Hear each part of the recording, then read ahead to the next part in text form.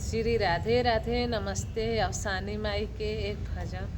शुरू से आखिरी ले सुनब से कमेंट बॉक्स में बताए से हमसे जुड़ब से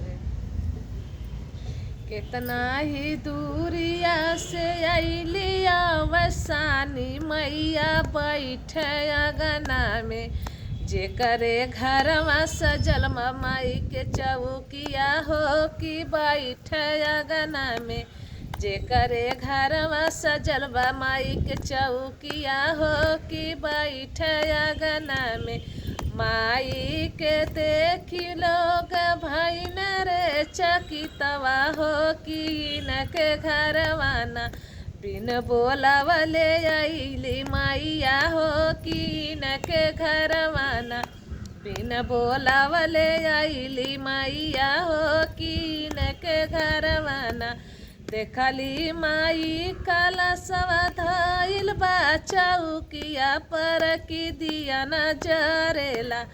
जे की घीउआ के दिया न हो कि दिया न जरेला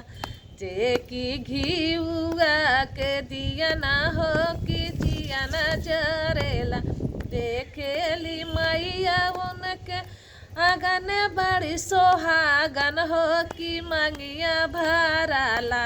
हो कि मांगिया भराला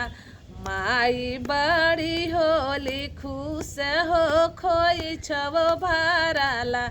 मैया भैली अवसानी खुश हो खोई छवो भराला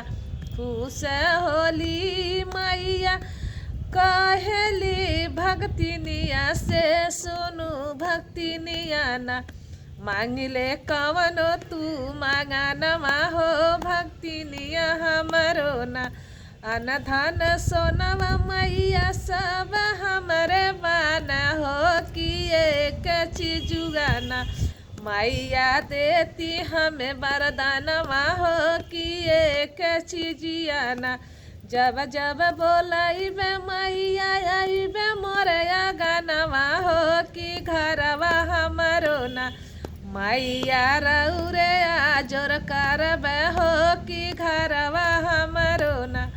मैया मांगिया हमरो भरबे हो